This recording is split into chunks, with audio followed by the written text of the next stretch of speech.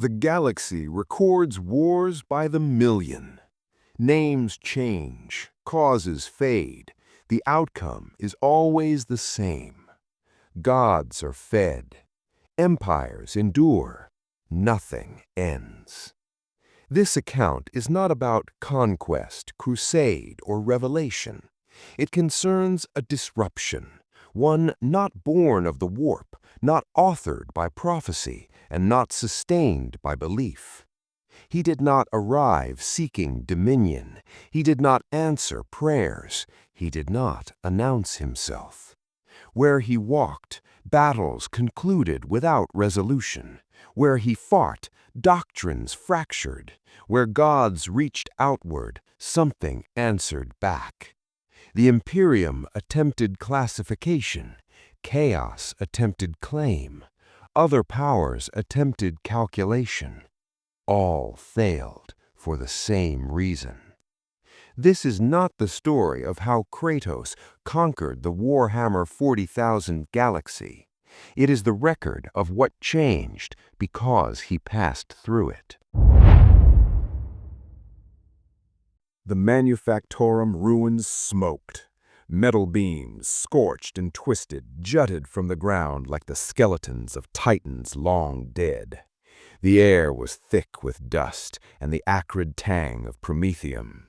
Lasgun fire stitched the ruins with sharp blue lines, punctuated by the cracks of heavy stubbers and the occasional roar of an autocannon. Somewhere behind the front lines, artillery shells screamed down into craters that had long since become graves. The Imperium had prepared this battlefield with precision, but it was never meant for what had just appeared. Corporal Jarek stumbled over a pile of rubble, Vox signal crackling in his ear. "Front line, unknown target moving into kill zone. Repeat, unknown infantry pattern, requesting identification." His words cut through the chaos, desperate and high-pitched. Colonel Hethrix raised his magnoculars. He had seen many things in his 47 years, but nothing that matched the movement across the shattered road ahead. The first wave of militia soldiers hesitated, their lasguns firing sporadically, trying to bracket the target's advance. Each shot seemed to glance off it, deflected by something more than armor, something unnatural. The figure moved with deliberate purpose, stepping over rubble, ignoring the weight of gunfire and gravity alike. "Open fire! All units! Front line! Suppress that position!" Hethrix barked. Lasgun volleys erupted, blue beams searing the air. The figure's pace did not falter. It approached the first trench line with the calm inevitability of a storm, scanning the battlefield as if calculating the deaths it would administer. Heavy stubbers and autocannons added to the symphony of destruction, tearing through the earth, pulverizing concrete, and sending steel fragments flying. Troopers screamed as rounds missed, ricocheted, or glanced harmlessly off something beyond their understanding. In the trench, Sergeant Mallon tried to rally his men. "Hold your fire! Hold your positions!" He waved the flamers forward, hoping promethium fire would at least stagger the unknown warrior. The flames hissed and roared, enveloping the figure, but it emerged unscathed, dragging bodies aside like rag dolls. Mallon's knees buckled, horror freezing his commands. A lasgun bolt ricocheted from the edge of the trench, vaporizing a nearby crate, but doing nothing to the target. The figure's blades, chains linking metal and flesh, gleamed under the smoke-choked sun. They moved as extensions of its arms, striking efficiently, ending lives with a single motion. Troopers fell in pairs, then squads, leaving trenches littered with broken bodies. Hethrix's orders became fragmented, shouted over Vox channels that were themselves cracking under the strain. "Focus fire on the left. Hold the central trench. Do not let them reach the command post." Each instruction was almost irrelevant. The figure advanced regardless. In the shadow of a shattered manufactorum wall, a squad of militia tried to flank the intruder. Sergeant Ryland shouted coordinates. "Move! Cover the southern approach!" They emerged from cover, firing blindly, hoping numbers would overwhelm the single entity. A burst from an autocannon tore through the ground in front of them. When they turned to see the results, 2 were gone, obliterated, and the others had their arms torn apart. Ryland froze, disbelief carving across his face. "Fall back! Fall back!" someone screamed from the Voxnet. But every retreating path intersected with the figure's path of destruction. It moved with a predator's precision, not wild but methodical, each step leaving death behind. The smell of burnt flesh mixed with ozone from lasgun discharge and the acrid smoke of promethium. Hethrix gritted his teeth, trying to reconcile the impossible with orders drilled into him for decades. "Bring the Russes forward, Titans in line, engage everything!" The battle escalated. Squads that had held together for hours disintegrated under the onslaught. A squad of Death Corps engineers attempted to place demolitions, hoping terrain might slow the creature. They barely set the charges before it was upon them. Bolts, grenades, flamer streams, all failed. The engineers were scattered, some vaporized, others thrown into craters by invisible force. The detonations themselves seemed to annoy rather than harm the figure. Hethrix cursed under his breath. In the center of the battlefield, where trenches intersected and the dead piled high, the figure stopped. For the first time it paused, surveying the chaos it had wrought. Bodies, smoke, fire, and shrapnel spun in a violent tableau around it. Soldiers gaped, some trembling, some already certain they were about to die. And then the figure spoke. "Move." The command was low, almost casual, but it carried a weight that made reality itself seem fragile. The Voxnet went silent. Soldiers froze. Officers dropped weapons, unsure whether to obey or resist. Hethrix felt his throat tighten as he realized that defiance would be meaningless. This one word carried more authority than all the orders he had given that day. As the figure advanced past the command trench and back into the open battlefield, Imperial and militia forces alike fell into disarray. Lasguns fired indiscriminately, flamers roared, mortars dropped shells, and yet it continued. The battlefield was alive with fire and death, but nothing could alter the path of the anomaly. Corporal Jarek's squad attempted to regroup on the ridge. "Sir, they're cutting through our lines. Casualties, too high." He looked down the slope and saw the figure already amidst another trench, another squad decimated before reinforcements could arrive. Hethrix knew then that whatever this was, it did not fight for survival. It fought to finish. Survival was irrelevant. Smoke obscured everything, but the sound never stopped. The snap of lasgun bolts, the impact of heavy rounds, the scream of the wounded, the hiss of promethium flames. And through it all, only one constant. The figure moved forward, unbroken, unstoppable. It passed through squad after squad, leaving only ruin behind, its single line repeating in memory as if carved into the battlefield itself. Move. Vox chatter became fragmented. Officers shouted conflicting orders, and all attempts at coordinated defense failed. Titans in armor advanced, yet the anomaly simply stepped through craters and shrapnel, indifferent to the weight of men and machines alike. Trenches emptied faster than reinforcements could arrive. Strategic positions fell silent. Even the heretic militia hesitated, recognizing in instinct alone that their enemy was beyond reckoning. Hethrix lowered his magnacopplers. He could feel the tension in the command dugout, the disbelief of men who had survived countless campaigns, now facing something that should not exist. All they could do was watch. Command traffic no longer spoke of victory, attrition, or reinforcement. It spoke only of containment. The battlefield had changed irrevocably in a matter of moments. The figure did not slow, did not stumble, did not hesitate. It was already elsewhere, Another trench, another squad, another impossible scene of carnage. And as it moved, the command net buzzed, stuttered, and then went silent. The remaining troops too stunned or too broken to maintain coherent orders. For the first time in decades of war, the Imperium could only record the impossible and wait. Hethrix sank against the trench wall. Around him lay the dead and dying. Smoke drifted low over twisted steel and scorched earth. The acrid tang of promethium and blood filled his nostrils. Somewhere, artillery continued to scream in the distance, but it felt meaningless. The battlefield had a new center now, and it was moving, calculating, finishing. For a brief heartbeat, he allowed himself to imagine hope. Then he remembered the word, the tone, the finality that had passed through the trench moments before. Move. And he knew. The war had begun again, but it was no longer theirs to control.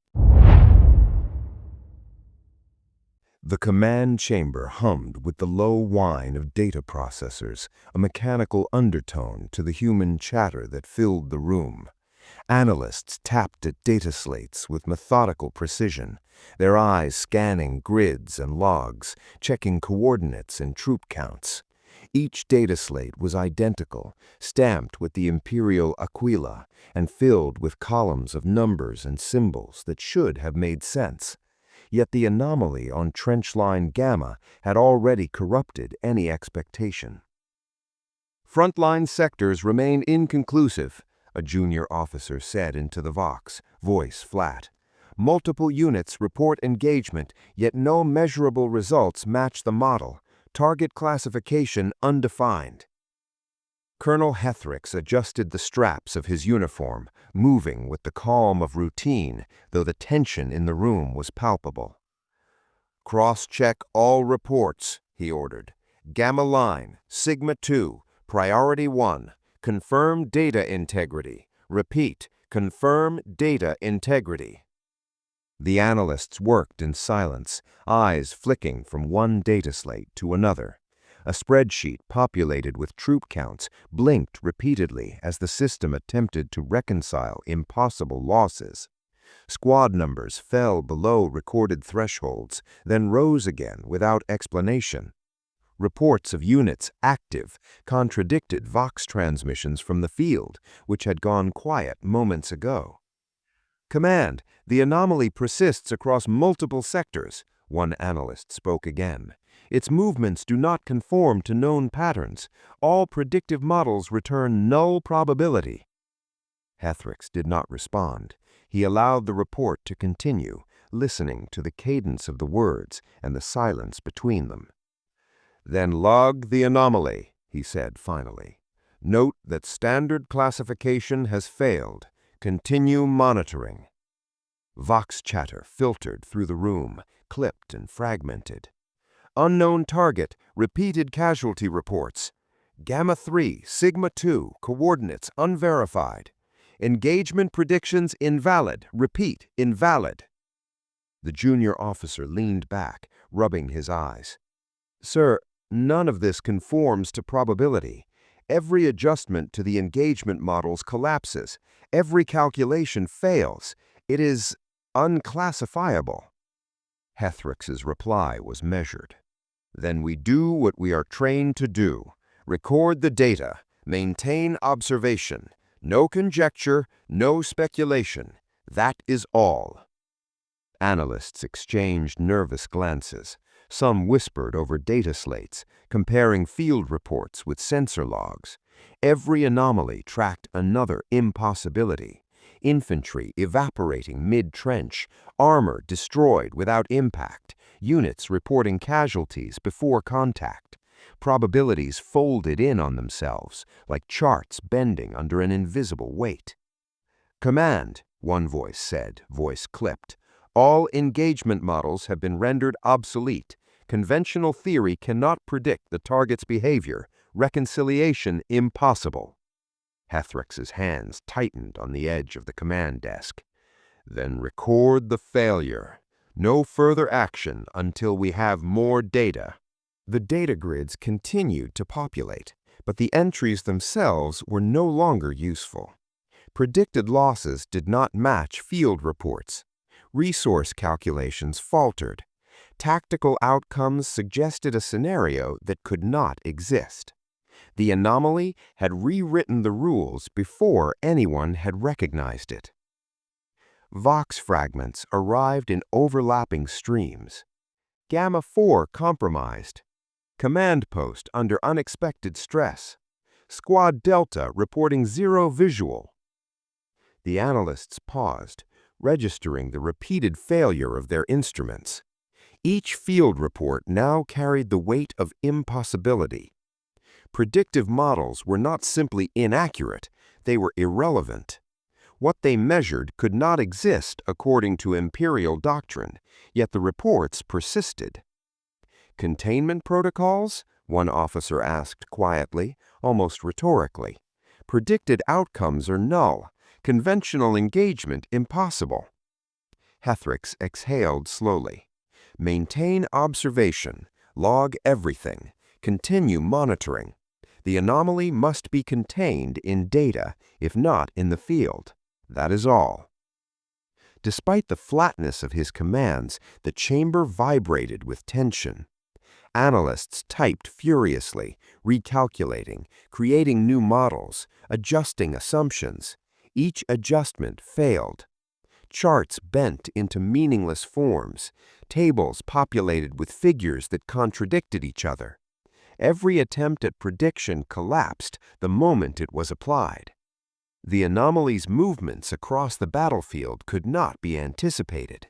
Reports streamed in, units eliminated before contact, fortifications compromised without visible breach, squads reporting casualties in areas they had not yet reached. Each signal, each recording carried the imprint of impossibility. "Command," a junior analyst said, voice tight. "The situation defies containment. Our calculations no longer correlate. Predictive frameworks have failed." Hethrix nodded slowly. "Then we adapt. Continue to log. Continue to observe. All other protocols are secondary." The room worked mechanically, yet a sense of futility had begun to seep into every action. The anomaly moved with methodical precision, untouched by calculations or doctrine. The more the analysts tried to quantify it, the more irrelevant their instruments became. Vox excerpts punctuated the tense silence. "Target advancing. Frontline engagement null. Gamma 3 compromised. Sigma 1 response ineffective. Predicted containment breach imminent." Each report confirmed the same realization. Imperial models had no grasp of the anomaly. Conventional theory, doctrine, and probability were powerless. The battlefield was being rewritten by a force no one could classify. Hethrix remained calm, his voice flat, issuing measured commands. "Log anomalies, maintain observation, record the failure. That is all."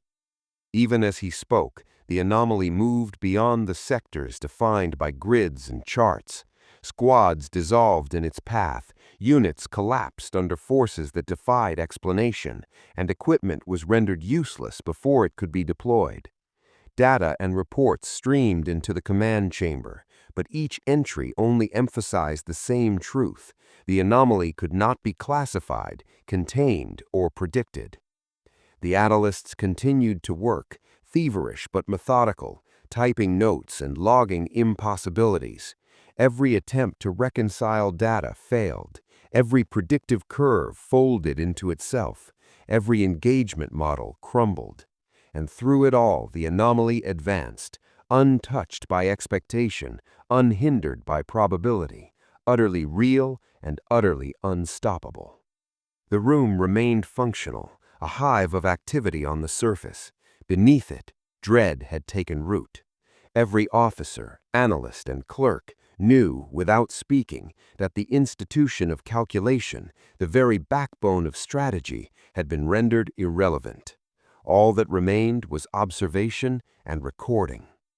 The anomaly moved through the battlefield, and the Imperium had no means to anticipate it. Orders continued to issue, vox snippets filtered through the chamber, but all were attempts to maintain the illusion of control. Control, however, had already been abandoned. Probability, predictions, and calculations were no longer relevant. The battlefield had become an exercise in futility. Hethrix exhaled. He did not raise his voice, he did not panic. "Record everything," he said once more. "Observe, document, maintain order where we can. That is all." Outside, across the trenches, across the ruined manufactorum, across the scattered squads, the anomaly moved with methodical certainty. The Imperium could no longer classify it. They could not predict it. They could not stop it. All they could do was watch and document a force that defied logic, doctrine, and calculation. The manufactorum ruins burned in warped firelight. Smoke coiled like serpents over broken girders and shattered walls. Cultists ran, stumbled, and fell as warp energy surged through the air, bending reality with jagged, unpredictable waves. Screams split the night, litanies shattered mid-chant, and the drums of the warp hammered against stone like molten iron. They had thought he would bend. They had prayed, raised their hands, spilled blood in complex rituals meant to claim flesh and soul. They knelt before sigils, muttered words older than the stars, yet the figure moved through them, silent, inexorable, chains swinging in arcs that ended lives before they began. A sorcerer of Tzeentch screamed, staff blazing with mutating fire. He unleashed a lattice of twisted energy meant to shred mind and body. The figure stepped forward, footfalls measured, blades swinging precisely. Sparks erupted, demons shrieked, but he was unharmed. The lattice bent around him, failing entirely. Elsewhere, Khorne's chosen surged, axes raised, their fury incarnate. Blood drenched the ruins as they charged. Each swing met chains in arcs so exact they struck before the heretics could reach him. Limbs were severed, torsos hurled into walls, and still he advanced. Every step erased carnage, yet left none to impede him. Slanesh's melodies tried to ensnare the mind, weaving ecstasy and terror in equal measure. Cultists writhed, screams torn between delight and despair. The figure did not slow. The song fractured, snapped, and dispersed into air, leaving only terror unfulfilled. Even minor demons, drawn by the melodies, twisted into chaotic shapes, only to vanish before contact. Warp storms erupted in the distance, lightning bent into unnatural colors, arcs of energy slicing trenches, consuming walls. The anomaly did not pause. A group of heretic psychers formed a circle, hands raised, chanting prayers layered in hundreds of tongues. Energy cascaded toward him. The chains swept in a deadly arc. Sparks ignited. The circle shattered. The psychers screamed as their own spells collapsed inward, burning their minds without touching him. Imperial troops cowered behind broken walls. Officers shouted orders, but the commands were swallowed by the war's chaos. "Hold the line! Engage!" They tried, firing lasguns, flamers, autocannons. Shots glanced or vanished.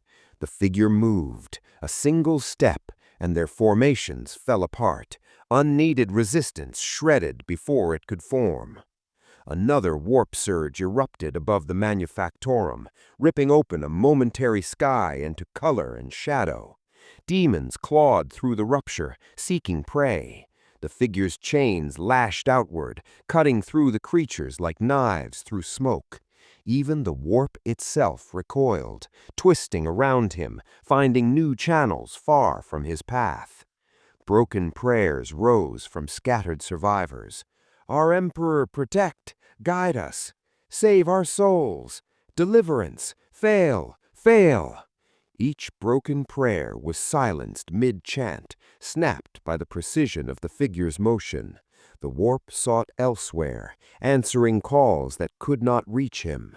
Flames and corruption erupted around him, but he advanced, chains swinging, calculating, unrelenting. Across the battlefield, cultist squads attempted converging attacks. One approached from a collapsed trench, another flanked from a shattered manufactorum tower. They chanted, knives raised, warp fire sparking at their fingertips. Each movement was countered. Chains struck, bodies flew, spells evaporated. No squad endured more than a heartbeat under his advance. Even demonic lords arrived, hulking and terrible, eyes burning with hunger and wrath. They hurled strikes meant to rend, to claim, to annihilate. Chains lashed in arcs of unerring motion, cutting through armor, flesh, and claw. The warp shivered as if it could not reconcile his presence. Every attack failed, every spell collapsed, every demon faltered. Smoke and fire painted the ground in chaotic mosaics. Trenches were flattened, walls crumbled, the manufactorium itself groaned under the weight of war and corruption. Yet the figure did not pause. The demons screamed, the cultists wailed, the warp howled, and still he advanced, untouchable, unstoppable, absolute.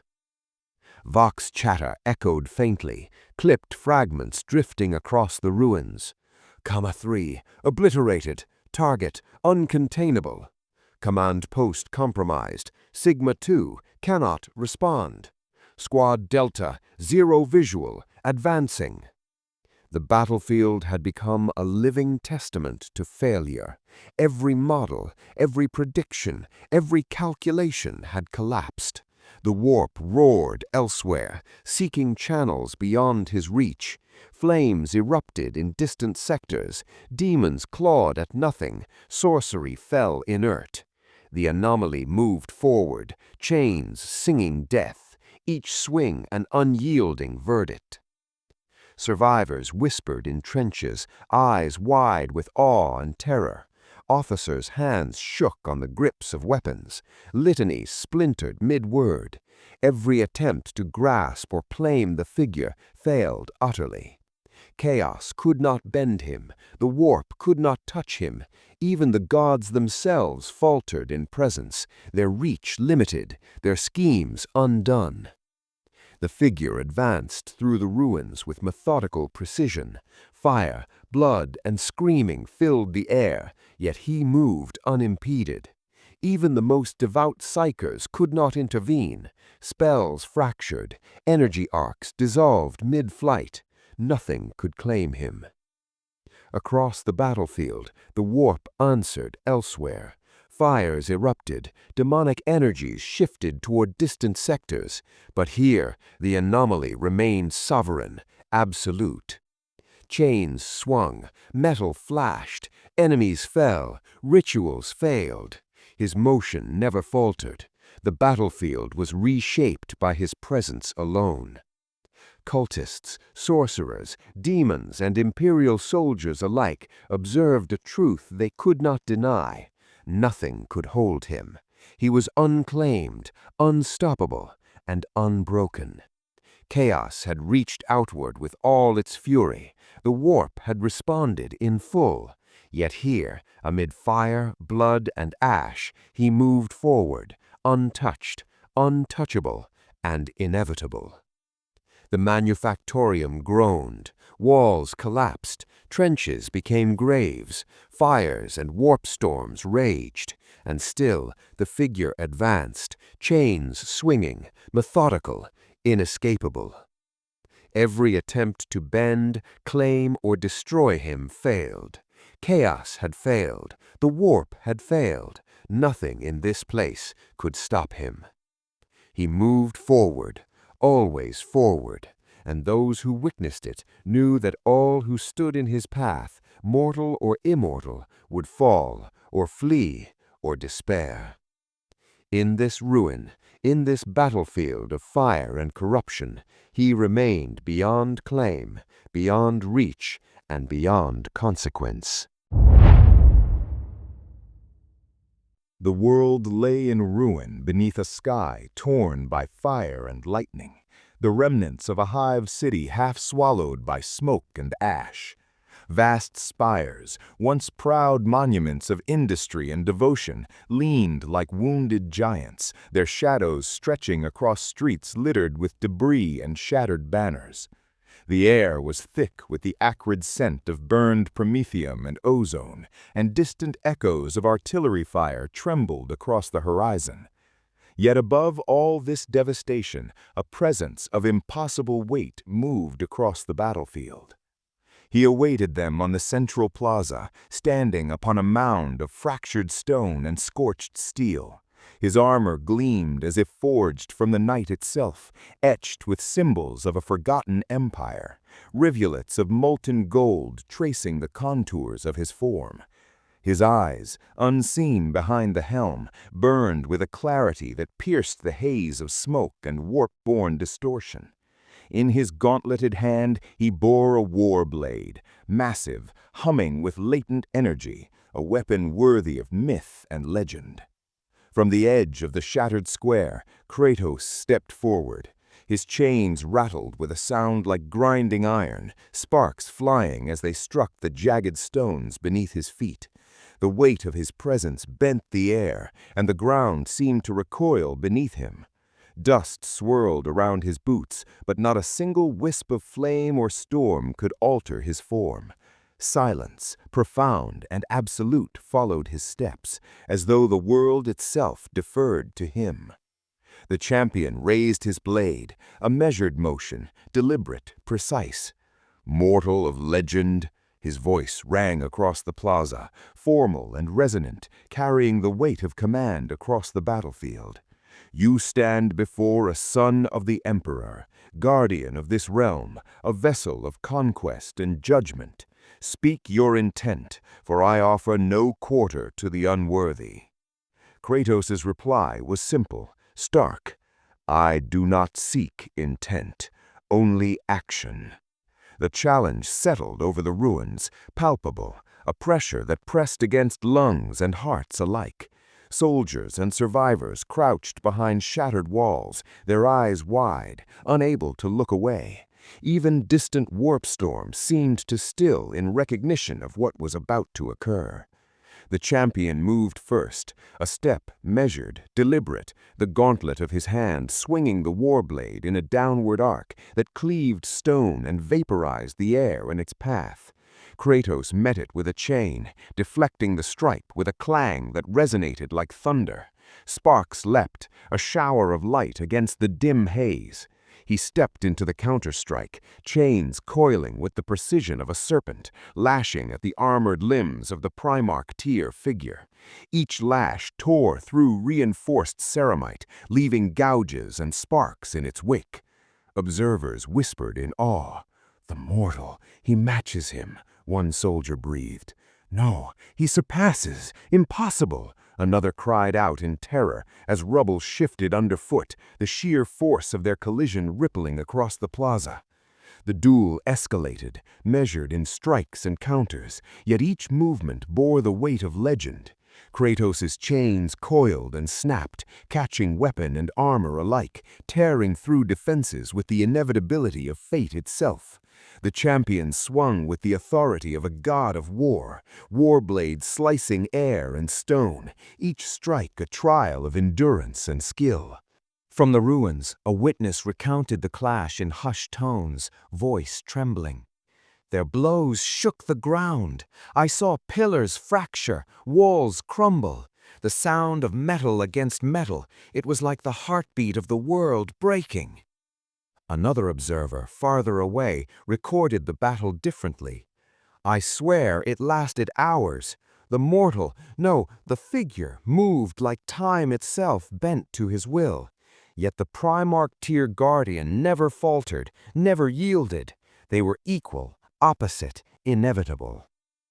The two combatants moved through the battlefield, weaving between collapsed towers, across broken streets, past rivers of molten metal that hissed and steamed. Lightning forked from the sky, striking where neither had stood moments before, yet neither faltered. Their strikes sent shockwaves through the ruins, knocking aside cultists, demons, and soldiers alike, leaving a trail of destruction that seemed to rewrite the plaza with every motion. A cultist priest, chanting broken prayers, flung a shard of warp energy at Kratos.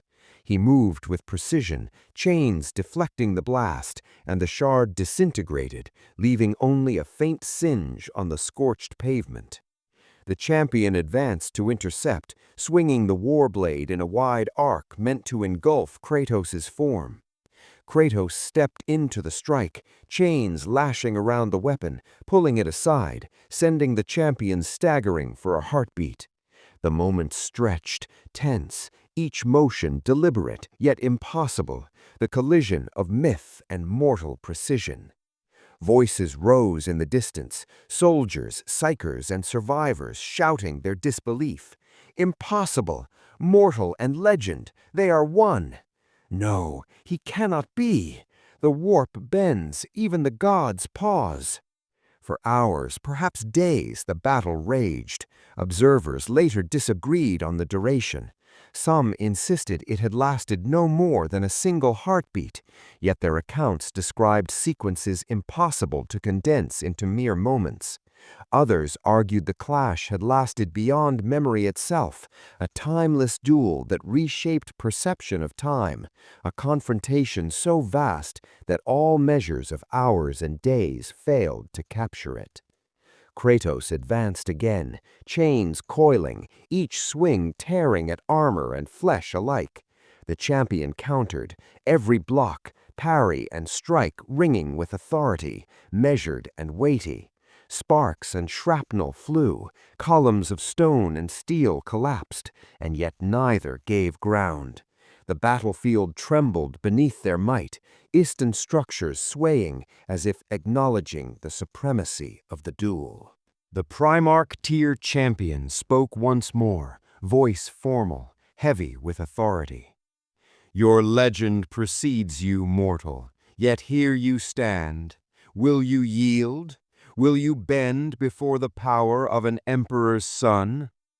Kratos' reply was a whisper that carried across the field with the weight of inevitability. I yield to none. Observers watched the clash, noting each strike with reverent fear. Some saw Kratos move faster than thought, chains striking like lightning. Others marveled at the champion's resilience, warblade deflecting blows that would fell mountains. The air shimmered with energy, the sky a canvas of fire, storm, and warp-touched distortion. Cultists screamed, demons faltered, and soldiers fell, yet the duel persisted, isolated in its own realm of force and will. Shockwaves tore through streets, pillars shattered, and the plaza itself groaned under their might. Yet Kratos and the champion moved with measured precision, each strike deliberate, weighty, mythic. In the end, no victor was declared. Observers disagreed on the duration, some insisting it was mere moments, others swearing it had lasted beyond memory. Only one fact remained certain. The mortal and the Primarch tier figure had met in combat, and the battlefield itself had borne witness to an event that would echo through legend. They parted not in defeat, not in victory, but in acknowledgement. A pause, a breath, a moment that carried weight beyond time. The battlefield lay in ruin around them, a testament to myth and mortality intertwined, and the witnesses could only whisper their awe, their fear, and their disbelief. Kratos moved forward, chains rattling, relentless. The champion, noble and unyielding, withdrew with honor. Yet the shadow of their encounter lingered over the ruins, a memory of what had transpired. And though observers argued and scholars would later debate, the truth of the duel remained absolute. It had occurred, it had reshaped perception, and it had confirmed what none could deny. The mortal was unstoppable, mythic, and beyond claim. The hive world of Tau Prime lay in quiet ruin beneath a sky thick with smoke, streaked with fire and distant lightning. From the surface to the upper atmosphere, observation arrays registered every detail, every movement, every energy fluctuation. The Xenos mind, vast and precise, calculated each possibility, each trajectory, each probable action of the anomaly they had tracked for weeks. Kratos. He moved through the ruined streets like a force of nature, chains coiling and snapping in arcs of precise lethality. Buildings that had survived centuries of warfare and industrial decay crumbled before him, yet he did not pause. Every step was measured, deliberate, a continuous equation of motion and destruction that defied any predictive model. The Xenos observers recorded, calculated, and attempted to adapt, but their projections began to fracture almost immediately. Autonomous constructs, hybrids of flesh and machine, surged forward. Each carried energy weapons, reinforced plating, and predictive algorithms designed to intercept, immobilize, or neutralize him. They moved as one, patterns calculated to trap, contain, and eliminate. Yet Kratos anticipated nothing in the mechanical sense. He moved instinctively, adapting to each vector, each strike, each projection with brutal efficiency. A swing of his chain sent one hybrid sprawling, the force ripping through armor and servo joints with an unerring precision that was simultaneously instinctive and inexorable. The battlefield responded to his presence. Fire erupted from collapsed streets, molten rivers hissed, warp-tainted energy cracked the air with unnatural colors, yet he wove through it all, unimpeded. Each step sent tremors through the rubble, each swing echoed like a drum of war. The Xenos mind recalculated endlessly, attempting to integrate the anomaly's patterns, yet every iteration failed. Every model collapsed under the weight of his unpredictability. They tried a coordinated assault. 24 units converged from multiple directions, forming a lattice of inevitability around him. The calculated probability of successful interception was high, but Kratos moved within their lattice as if it did not exist, chains snapping, spinning, striking with lethal accuracy. The first wave of units was shattered, their energy discharged harmlessly, their forms crushed or severed. The lattice dissolved instantly. The Xenos mind adjusted, recalculated, and prepared a new strategy, only for Kratos to adapt before it could execute. Even the environment itself seemed to yield to him. Collapsing walls, streams of molten metal, and warp anomalies were accounted for in the alien calculations, yet he navigated them perfectly. Chains striking across impossible angles, his body anticipating kinetic vectors that no machine could truly predict. The observers noted each deviation, each successful evasion, each strike that neutralized their constructs before they could act. Their projections collapsed, time and again, into series of impossibilities. From above, warp storms crackled, lightning slicing through the darkened sky, striking rooftops and shattered spires. The anomaly did not slow, did not falter. His chains lashed across corridors and plazas, striking multiple targets at once, severing limbs and tearing through reinforced plating with absolute precision. Every attempt to channel energy, to trap, to immobilize, failed. Each failure fed the Xenos mind a continuous stream of data it could not reconcile. Units attempted flanking maneuvers, converging from streets, rooftops, and collapsed industrial scaffolds. Probability of success, high. Observed result, chains intercepted every trajectory. Projectiles vaporized before reaching him. High threat nodes destroyed preemptively. Probability recalculated, 0. The anomaly moved through the streets like a force of inevitability. Buildings, machinery, and debris yielded to his path. The battlefield became a living test of adaptation and reaction. Each time a new unit approached, Kratos adjusted instantaneously, chains lashing across space in arcs that struck with preemptive lethality. The calculated chance of successful engagement approached 0 with every step.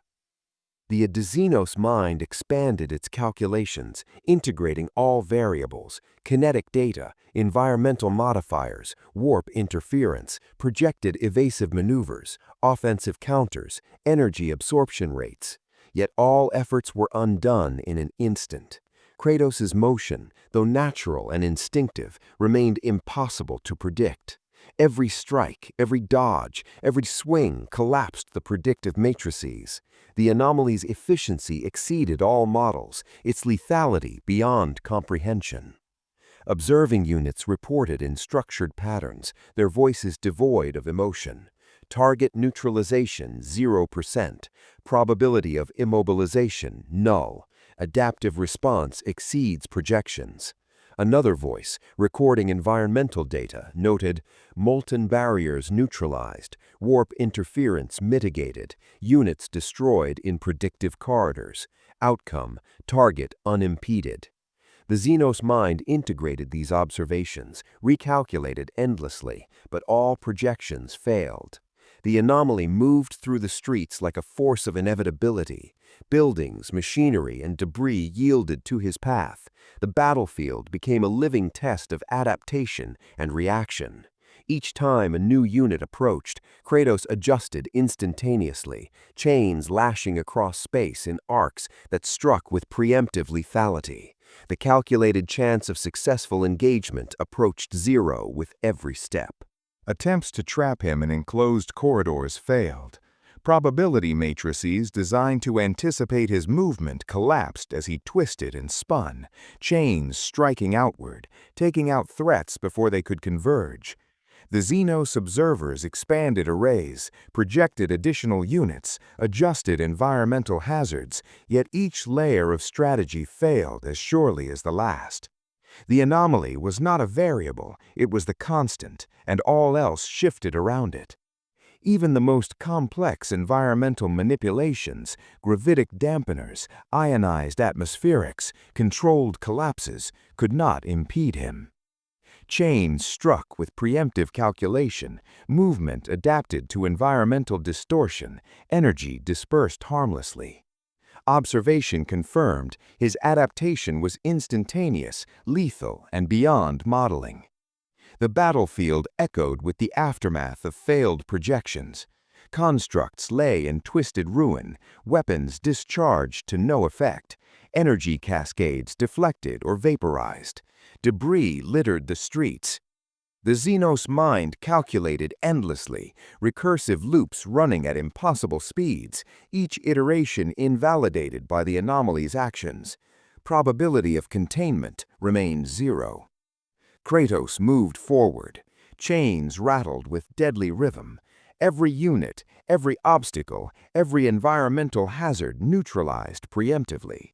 The warp flared nearby, lightning struck, molten streams hissed, and still he moved, precise, efficient, unstoppable. Projection after projection collapsed, probability matrices dissolved, recursive calculations terminated. Observation records noted a singular truth: the anomaly could not be captured, could not be predicted, could not be stopped. Every action, every reaction, every strike was perfect yet instinctive, adaptive yet lethal. The battlefield itself, scorched and broken, became a testament to his presence. The Xenos mind recorded endlessly, each failure more profound than the last. Units, projections, environmental manipulations, warp distortions, all neutralized. Analytical sequences terminated, probability matrices nullified, engagement outcome indeterminate. The anomaly advanced forward, unimpeded, unstoppable, unquantifiable. Sensors detected only motion, destruction, and precision. Kratos moved across the ruins with inexorable force, chains spinning, targets neutralized before they could act, hazards adapted to before they manifested. All projections collapsed, adaptive logic failed, calculation was impossible. The Hive world's observation systems registered the anomaly as beyond prediction. Every metric, every analysis, every possible engagement vector had failed. The Xenos mind ceased attempts to model him further.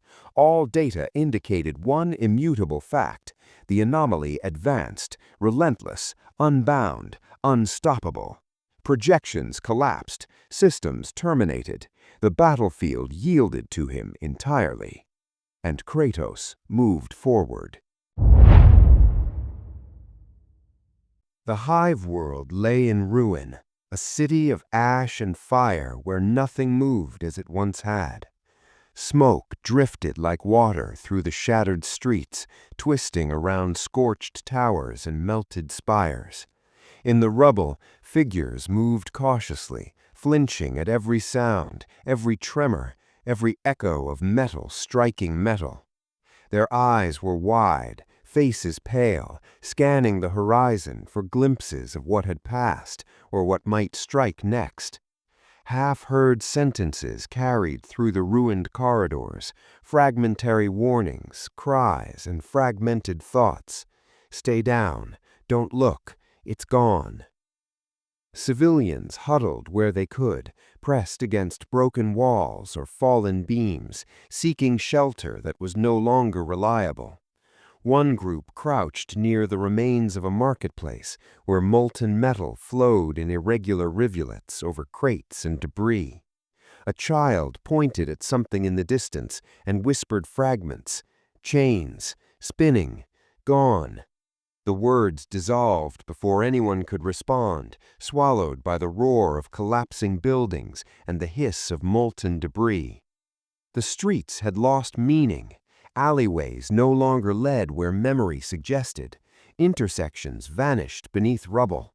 Landmarks twisted into new forms, unrecognizable and unstable. Survivors moved cautiously, stepping over melted stone and warped metal, guided not by maps, which were meaningless, but by instinct, by the faint hope of safety. Shouts broke out intermittently, half-sentences carried on the wind. He's near, watch, fire, run, but no one could complete the thought. Voices merged with the hiss of molten debris, the groan of collapsing structures, and the distant echoes of chains striking stone. Those who attempted to speak were interrupted by tremors that shook the ground beneath them, or by walls that crumbled without warning. Bodies littered the streets. Soldiers, scavengers, civilians, all torn and broken. Fragments remained. A helmet half buried in ash, a hand clutched around nothing, a banner hanging limp over a collapsed building. Survivors avoided looking too long. The sight of them was a warning, a message that survival was tenuous and fleeting. The anomaly moved through the city as if the streets themselves obeyed its will. Its presence was felt rather than seen. Walls shuddered when it passed. Dust and debris shifted in its wake. Echoes of destruction carried farther than the eye could see. Observers reported in half words: chains, spinning, destroyed, all. The sounds trembled across the rubble, unending, unstoppable. The industrial sector had been reduced to molten streams and half-collapsed towers. Survivors crossed precarious bridges and fractured floors, trying to avoid sudden collapse. One young man stumbled over warped metal and called out, "No, no, safe," but the words dissolved into a scream swallowed by falling debris. Others moved past, ignoring him, because movement was all that mattered. The city no longer obeyed geometry. Buildings leaned at impossible angles, streets disappeared, and every corridor led to hazards. A warehouse that had once stored machinery was now a molten shell, the heat rising in waves. Civilians crawled beneath beams, through cracks, over jagged edges, avoiding molten pools and the remnants of what had once been safe pathways. Half-heard sentences followed them everywhere. It comes. Nothing left. Survive. There were no full thoughts, only fragments, broken warnings carried from one hiding place to another. Survivors repeated them instinctively like a chant, a mantra, a prayer that offered no comfort but a rhythm to move by. Every tremor made hearts race. Walls collapsed without warning, floors buckled beneath feet. Air filled with ash, smoke, and the faint scent of burning flesh. Somewhere far away, chains rattled across stone, metal ringing with impossible force. Dust swirled in the wake of destruction. Survivors did not stop to listen. Listening could mean attention drawn, and attention could mean death. The river that once divided the industrial and residential districts had vanished, replaced by a molten scar that hissed with heat. Bridges collapsed into it, the water vaporized, streets warped, landmarks erased. Civilians navigated around these hazards by touch and sound alone, stepping carefully over glowing embers, avoiding sudden drops, flinching at every crack of falling masonry. Names of streets and squares were forgotten. The city had become a labyrinth of ruin, memory failing where maps could not. Some survivors glimpsed the anomaly briefly, a shadow moving faster than thought, chains lashing through the air in arcs that shredded constructs and structures alike. No one could describe it clearly. All that was registered were impressions, motion, destruction, inevitability. Half-sentences reached others across the rubble. It moves, spinning, destroy, gone. The fragments repeated themselves, carried through the air as warnings, never complete, never understandable. Bodies blocked streets, half buried beneath collapsed masonry. Survivors jumped over them, pressed against walls, avoided pools of molten metal. One woman murmured to herself, "No, nowhere safe." But there was no answer, only the low hum of collapsing buildings and the distant hiss of molten destruction. Even landmarks no longer served as guidance. A square that had once been a meeting place for traders and workers was now reduced to ash and twisted metal. A spire that had served as a reference point for the neighborhood was melted into a molten tower of steel. Every attempt to navigate using memory or signage failed. The city itself had become unknowable. Movement became ritualistic. Forward, avoid, duck, leap, crawl. The anomaly's presence was felt everywhere simultaneously, a force that rendered planning useless. Chains struck far ahead, collapsing walls, destroying obstacles, neutralizing threats before they could act. The survivors moved like shadows, half-conscious, following instinct rather than sight or sense, guided only by the fragments of warnings scattered across the ruins. Half-heard sentences merged with environmental sounds. Run, keep low, gone, fire, chains. Each fragment was enough to move a body, to guide a footstep, to indicate danger. They were not complete thoughts, only remnants of what had been, whispers of warning carried by fear. A collapsed building fell, sending molten metal into the street. Survivors dodged instinctively, rolling over debris, hands extended to steady themselves. Someone called, "Safe?" but the words ended in a scream cut off as the rubble shifted. Others moved past, ignoring it. Survival demanded it. The anomaly continued its path of destruction, chains lashing, structures giving way, environmental hazards rendered meaningless. No one saw victory. No one could imagine it. The city itself seemed to surrender, its landmarks erased, maps meaningless, names lost. The survivors could only move, only breathe, only endure the chaos that had become their existence. At dusk, or perhaps hours later, time indistinct, the streets were unrecognizable. Entire neighborhoods had vanished. Survivors pressed against walls, silent, listening to distant echoes of chains, distant crashes, distant destruction. Half-heard fragments of sentences drifted through the ruins. No, nothing, survive, move. There were no answers, no guidance, no hope, only fragments, only survival. The hive world had been reduced to fragments and echoes. The anomaly moved beyond sight, leaving ruin and silence in its wake. Names of streets, districts, and landmarks dissolved. The maps were meaningless. Survival was the only measure. Chains rattled across stone, fire hissed, ash drifted, dust fell, and no victors remained. The forges roared in unison, a cathedral of fire and cogwork, each hammer strike resonating with the rhythm of the Omnissia's will. The spires of the Mechanicus world of Forge Primus glowed like molten metal veins, arteries carrying energy, ritual, and devotion to every corner of the Manufactorum.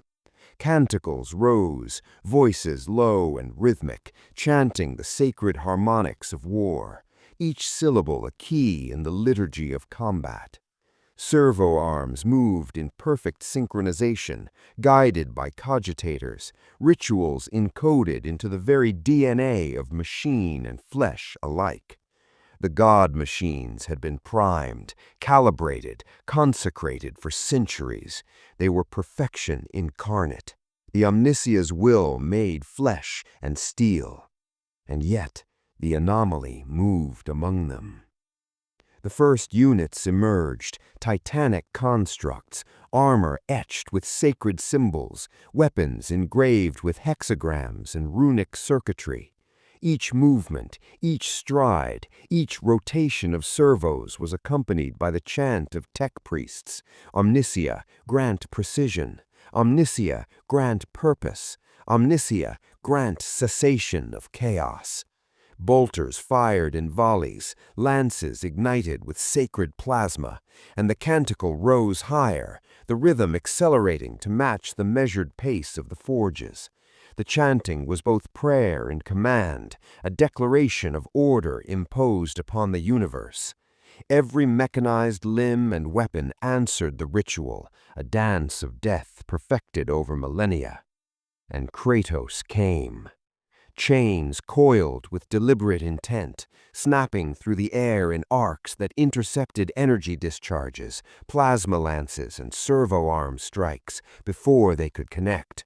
Servo skulls whirred, weapon systems recalibrated mid-swing, bolts of sacred plasma ricocheted across hardened armor, yet each strike was met, blocked, deflected, or severed. The anomaly moved not as a man, nor as a machine, but as a force. Every calculated rhythm of the Mechanicus assault, every preordained pattern of attack fell into dissonance. Chains struck titans, tearing through armor and conduit alike. Servo arms were shattered, energy conduits ruptured, releasing clouds of superheated gas. The canticle faltered in imperceptible tremors, yet the priests continued, repeating phrases over and over, trying to reassert control. Omnissia, guide. Omnissia, judge. Omnissia, end. But the end would not come from them. Engines of war advanced in ritual formation. Castellan robots, walking temples of steel, stepped in unison across the molten ground. Each servo limb moved in synchronization with the litany of ordnance, each targeting system locked in harmonic convergence. Yet Kratos moved like the interruption of the universe itself, chains striking out in arcs that were preemptive, anticipatory, instinctive. Bolters exploded against flesh and ceramite, servos fractured, power conduits shorted, and yet he continued forward, the pulse of his movements obliterating patterns, disrupting the sacred cadence of machine and man alike. Tech priests raised their hands, chanting louder, voice cracking through smoke and heat. By the Omnissiah's logic, strike. By the Omnissiah's will, annihilate. By the Omnissiah's perfect calculation, cease. Their voices rose, crescendoing against the clash of chains and the detonation of lances. Yet each measured attack faltered. Titans staggered, weapons misaligned mid-arc, the harmonic resonance of the canticle shuddering under the weight of impossible motion. Kratos' chains smashed through reinforced servo plating, fracturing sacred circuitry, the echoes of their destruction ringing in the forges like blasphemous bells. Every ritual was repeated, every protocol enacted. Magos recalibrated targeting arrays, priests synchronized chant with machine, servitors adjusted positions to maintain harmonic flow. Yet the anomaly moved with irrepressible inevitability. Each coil of chain struck at multiple targets, preempting movement before it was even calculated. Energy lances detonated against him, dissipated by the momentum of motion he had not been predicted to possess. The harmonic resonance of the canticle could not harmonize with the rhythm of destruction he created. In one moment, a mechanized legion attempted a formation designed for absolute coverage. Bolters discharged in volley, plasma lances formed pillars of energy, servo arms reached outward to ensnare. Chains whipped, striking with unerring judgment, snapping servos like twigs, fracturing lances in mid-swing, shattering armored limbs. The canticle wavered as priests repeated the sacred phrases, Omnissiah, restore order. Omnissiah, guide the strike. Omnissiah, perfect the execution. Each repetition was slower, tremulous. The anomaly moved forward as a storm moves through calm, unavoidable, unstoppable, unmeasured. The forges themselves responded. Molten flows shifted. Conveyor belts collapsed under strain. Energy conduits ruptured. Servitors stumbled. Mech units faltered. The sacred rhythm of the machine was interrupted. Canticles faltered.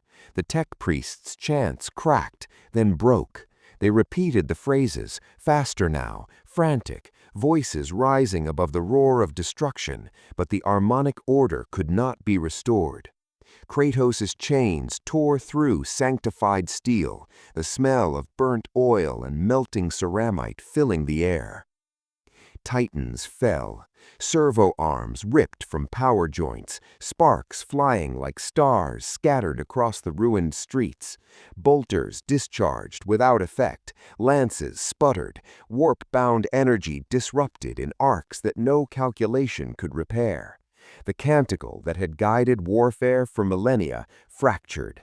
Priests fell to knees, some screaming, some silent, eyes wide with disbelief. Kratos continued, each movement deliberate, each strike methodical, each impact definitive. The war machines, perfected and blessed for centuries, were dismantled faster than any prayer could be finished. Through the carnage, Kratos moved forward, relentless. The harmonic resonance of the canticle shattered under the weight of his presence, the rhythm of ritualized combat splintering into chaos. Magos attempted to recalibrate, to restore the cadence, but every adjustment was preempted by his chains, every calculated correction undone. Bolts of plasma erupted harmlessly into air. Servo arms twisted to useless angles, and the sacred forges trembled as the impossibility advanced. In the final crescendo, the tech priests' voices broke. The harmonic rhythm of the canticle disrupted beyond repair. The Omnissiah's will, encoded into every machine, every construct, every servo limb, failed to manifest against the anomaly. titans were toppled, constructs shattered, the streets a tableau of irreparable ruin. The god machines had been precise, ritualized, perfect, and they had failed. Silence fell where the canticle had once risen, broken and incomplete. Chains rattled faintly as Kratos moved past the devastation, the smoke and molten rivers parting around him. Forges roared in dying echoes, servo limbs twitched without command, and the priests stared at the ruin, speechless, their liturgical rhythm destroyed. No ritual could restore the order, no sacred harmony could undo the catastrophe. The canticle had broken. The sky above the world of Sithora had never been quiet, but now it screamed. Waves of violet and green light twisted and curled across the clouds, lightning that bore not the warmth of nature, but the acrid, gnawing tang of the warp. Reality itself seemed thin, fraying at the edges, as if the very air had been cut and stitched poorly, leaving rents that no eye could fully comprehend. Sorcerers moved through the streets, robes trailing, hands outstretched, mouths whispering prayers and incantations in languages older than memory. Their voices were uneven, trembling as they tried to stabilize the storm, to bend the chaos currents to their will. But the anomaly moved among them, chains rattling, relentless, and the warp itself recoiled. Each spell faltered before completion, the words falling apart mid-utterance. One sorcerer lifted his hands toward the roiling sky, voice shaking as he invoked Zinch, hoping to manipulate probability, to bend fate, to restore control. His chant broke halfway, vowels slipping into nothingness, consonants hanging in the air like shards. Flames ignited around him, warp fire that was meant to sear the anomaly, but instead recoiled, singeing his robes and leaving his hands blistered. He collapsed to the ground, eyes wide, seeing something no human should see, probabilities unraveling around him, threads of causality tearing like paper under invisible claws. Kratos moved through the maelstrom with terrible purpose. Chains coiled and lashed, each strike calculated in the moment, but delivered with a force beyond measurement. Flesh, ceramite, warp-spawned constructs alike were reduced to fragments before he passed. The air itself vibrated with the impact of his motion. Warp currents flinched and shifted unpredictably. Sorcerers' symbols failed to ignite in the correct sequence. Wards failed to hold. Protective glyphs flickered and vanished. He was not merely a threat to flesh and steel. He was a force that unraveled the very weave of the warp around him. Across the city, fissures opened, jagged rents in the sky and ground alike. They snaked like living veins, pulsating with sickly light, vomited energy that warped perception and tore at the mind. Shadows stretched and shrank, moving independently of their sources. Those caught too near screamed, voices twisting as reality denied them consistency. Sorcerers tried desperately to cast, to bind, to manipulate these currents, but each incantation faltered, dissolving into static whispers. Curses turned to sighs, hymns to hollow echoes. The anomaly's presence carried inevitability. It moved with the precision of instinct, the force of inevitability, the weight of inevitability that no calculation, no spell, no ritual could oppose. Every step, every swing of chains, every strike through warped flesh and corrupted steel disrupted the flow of magic, corrupted the channels, and fed despair. The very fabric of reality seemed to shiver and recoil as though recognizing its own inadequacy. In one plaza, a conclave of sorcerers formed a circle, chanting in unison, hoping to focus the warp, to channel its infinite energies into a single, cohesive strike. Their words formed a litany, a structured harmony meant to contain and redirect the storm. For a moment, it seemed the currents answered, swirling and bending toward them. Then, Kratos appeared. Chains lashing in spirals of inevitability, strikes detonating through air and flesh. The currents tore, the circle broke, robes ignited and melted, and the litany collapsed in a cacophony of screams and whispers. Fissures deepened, pools of warp energy pooled on the ground, pulsating, swallowing reality like quicksilver. Sorcerers' attempts to manipulate them were futile.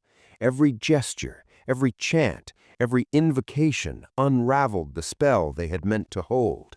Spells hung in the air as fragments, glyphs flickering like dying stars, echoes of sound without substance.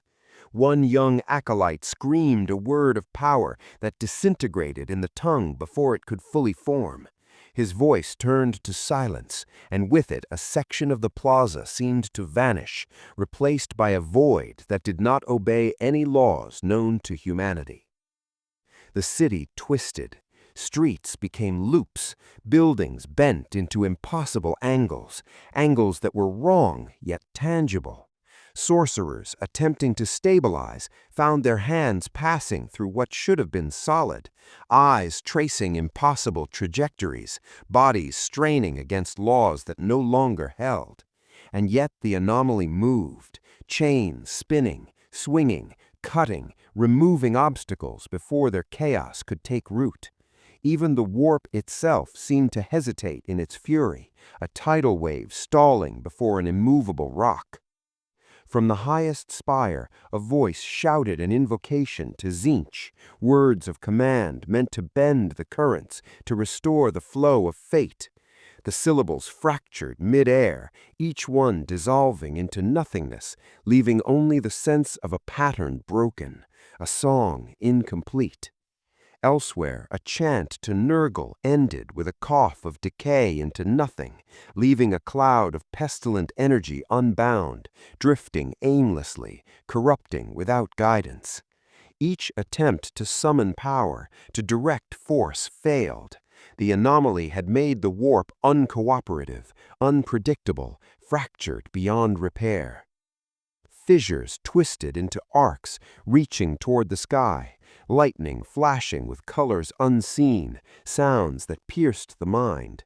Sorcerers tried to weave these anomalies into instruments of their own design, to turn the chaos against itself, but every gesture failed. Runes melted as they were drawn, symbols fell apart mid-gesture, evocations became unintelligible, chanting broken, power wasted, energy dissipated into the void. The anomaly did not strike these cracks. It did not need to.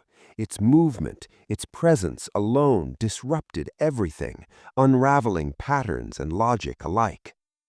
The city itself convulsed. Towers bent impossibly, streets folded like paper, molten rivers twisted into new courses. Sorcerers fled, collapsed, screamed. Their magic, once a formidable instrument, now hung in ruins around them, fragmented and impotent. The warp, ever malleable, had been wounded, perforated by inevitability, scarred permanently by presence, corrupted by raw action. Chains struck repeatedly. Constructs designed to guard against sorcery were smashed to fragments before they could even act. Flesh and ceramite alike gave way. The storm of the warp swirled with no order, currents running wild, fragments of incantation floating uselessly through the air. Every step of the anomaly reinforced the wound, deepening the rift in reality, making the world less comprehensible, less survivable, less whole. By the time the survivors emerged, if any could be called that, the city was a labyrinth of impossibility. Streets lost coherence, districts became unknowable, spires twisted into geometries no mind could fully comprehend. Sorcerers who had survived crouched, trembling, whispering fragments. "It cannot. It is beyond. The pattern is broken." And then silence. Even their names no longer mattered. The warp itself would not remember them. The anomaly moved on, leaving behind reality that would never be the same. Streets that had existed, districts that had been named, people who had lived, all were gone from comprehension, removed from certainty. Maps failed, chronologies collapsed. Even the echoes of magic seemed hesitant to linger, as though sensing the permanence of what had been done. Fissures remained, bleeding colorless energy into the sky, flowing with currents no mortal could trace. Constructs and wards stood in ruin, half-formed incantations decayed to nothing, and the world bore a scar in the warp that would never heal. Something fundamental had been removed. The anomaly did not pause, did not falter, did not acknowledge. It moved forward, chains spinning, presence absolute, inevitability incarnate. And the city, and the warp, and all those who had dared to manipulate it could only watch, fractured, broken, unable to return to what had been.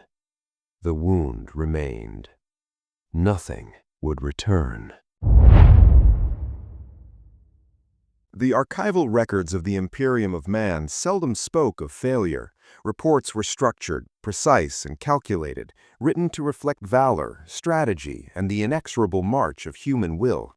Yet the engagements catalogued in the aftermath of the Kratos incursion defied conventional record-keeping, shattered doctrine, and challenged the assumptions of every battlefield theorist, strategist, and historian who attempted to comprehend them.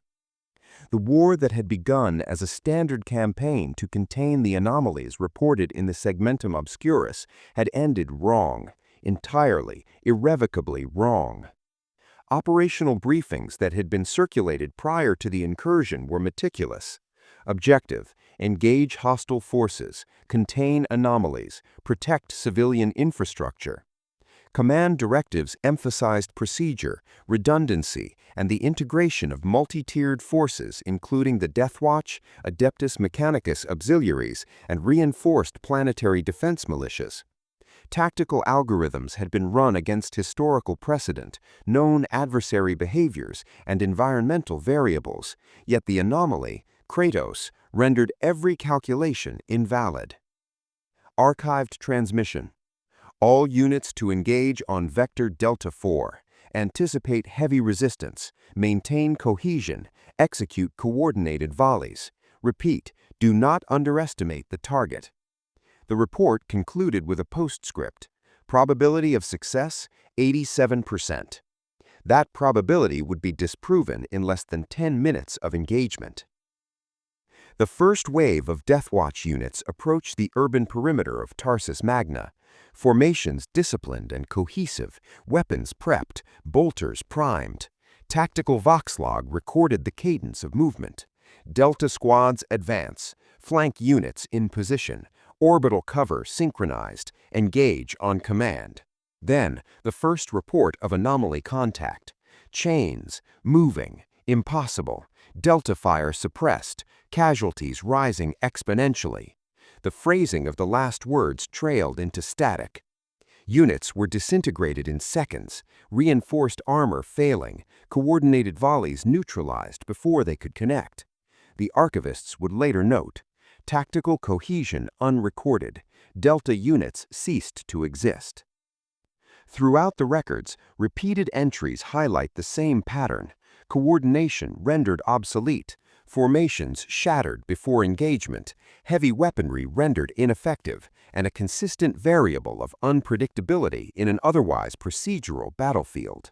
From the logs of the 4th Armored Detachment, plasma cannon output nominal, target neutralization anticipated within standard time frame. Target behavior deviates beyond parameters, entire detachment destroyed. Repeat, parameters invalid. The Adeptus Mechanicus auxiliary forces fared no better. The war-cant and ritualized firing sequences of their god machines, normally flawless in the suppression of Xenos or heretical resistance, failed at every turn. Logs from Magos Dominus Varen. Servo limbs operational. Canticle recited. Calculations complete. Anomaly unimpeded. Servo arm units destroyed. Output invalid. Entries became repetitive, the monotony of failure recorded as data, a catalog of collapse. Civilian casualties, though secondary to military losses in initial reports, were staggering. Archival testimony from planetary security logs. Population displacement critical. Urban infrastructure destroyed. Evacuation corridors non-viable. Survivors scattered and unaccounted. Anomaly movement unimpeded across multiple districts. The text is precise, unemotional, cataloging the cost without commentary, yet the magnitude of loss is implicit in the repeated enumeration of failed containment efforts. Even attempts to call in orbital support were frustrated. Command records indicate engagement vector compromised, orbital ordnance misaligned, target not visually confirmed, tactical sensors disrupted, fire mission aborted. The anomaly moved too fast, unpredictably, lethally. Orbital bombardment, the most decisive tool available to planetary commanders, was rendered nearly useless by its sheer immediacy, speed, and destructive capability. The warp itself complicated matters. Psychers dispatched for reconnaissance and tactical prediction recorded chaotic fluctuations, with logs stating temporal displacement observed, precognition fails, probability matrices corrupted, anomaly immune to psychic triangulation, no vector of intervention viable. Sorcerous efforts meant to anticipate movement and provide strategic advantage had collapsed. The anomaly operated outside every known framework, both material and immaterial. As the campaign progressed, doctrine began to shift, though slowly and quietly. Post-engagement analyses. Engagement with anomaly violates historical precedent. Standard strategies ineffective. Contingency protocols insufficient. Doctrine under review. Footnotes in these documents indicate hesitation to amend procedural manuals hastily. Tradition and precedent were maintained, even as the reality of failure became undeniable. Repeatedly, the logs record the same theme. All variables exceeded predicted thresholds. Engagement outcome indeterminate. Units non-recoverable. Tactical coherence dissolved. Recommendation, adjust procedural doctrine. There is a dissonance between the calm, precise language of archival records and the scale of catastrophe they describe. The writing maintains composure, but the content betrays the failure of calculation, prediction, and conventional wisdom. Further entries note the failure of combined arms coordination. Air support vector denied. Artillery deployment fails to intercept. Ground units unable to regroup. Command and control disrupted. Civilians casualties unavoidable. Morale critical. Even the most disciplined and trained Space Marine chapters experienced disproportionate losses. Tactical logs record repeated attempts to contain, flank, and subdue, all failing against the inexorable progression of the anomaly. Survivor statements included only as quoted fragments. Gone before we fired. Chains unstoppable. Buildings collapsed. No orders. And another, Delta unit destroyed. Nothing worked. We were unprepared. These fragments, recorded verbatim, illustrate the chaos and terror experienced by the combatants, leaving gaps in the narrative that historians would later interpret as indicative of complete procedural collapse. By the end of the campaign, operational reviews reflected a sobering truth. Entire fleets, formations, and specialized units had been expended without success. Strategic objectives were abandoned, sectors were evacuated, civilians were relocated where possible, and the anomaly had traversed the theater unopposed. Log after log reflected consistent failure, resistance reduced to fragments, doctrine challenged, and outcomes irreconcilable with standard military theory. In the final entries, the tone remains calm, scholarly, but the language betrays subtle unease. Post-engagement analysis indicates anomalous factor exceeds all current understanding. Tactical manuals to be amended to incorporate contingency procedures for non-predictive entities, strategic recommendations, increased caution, avoidance, and re-evaluation of risk protocols, doctrine quietly amended. There is no fanfare, no celebration of survival, only the careful documentation of a lesson learned too late. Even centuries later, historians of the segmentum obscurus would refer to the Kratos incursion as a case study in failed doctrine. Procedural manuals were annotated, footnotes expanded, and tactical appendices added, yet the records themselves carry an air of unresolved unease. Footnotes hint at the ineffable nature of the anomaly. Engagement vector uncertain. Anomaly behavior outside recorded experience. Observed consequences permanent. The war had ended, not with victory, not with triumph, only with consequence, recorded calmly, meticulously, with scholarly detachment that belied the human, strategic, and planetary cost. And in every report, every log, every footnote, the anomaly remained the constant, unstoppable, ineffable, and uncontained. Doctrine changed quietly. Manuals were updated, procedures revised, contingencies rewritten, but no log, no footnote, no archivist could fully capture the scale of the anomaly's effect.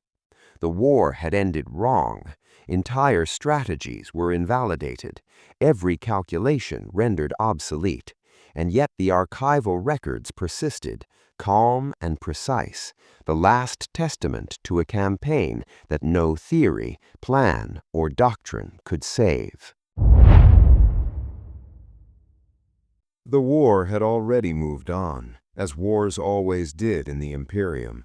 Fleets redeployed, sectors were redrawn, casualty figures were archived and sealed. Officially, the anomaly was no longer designated an active strategic threat, not because it had been defeated, but because no existing category could contain it.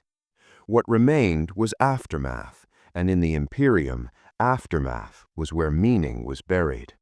It was there, in the quiet after annihilation, that the idea of a wounded god began to take shape. The first witnesses were not warriors, they were not commanders, nor heroes, nor martyrs. They were those who arrived too late to fight and too early to forget.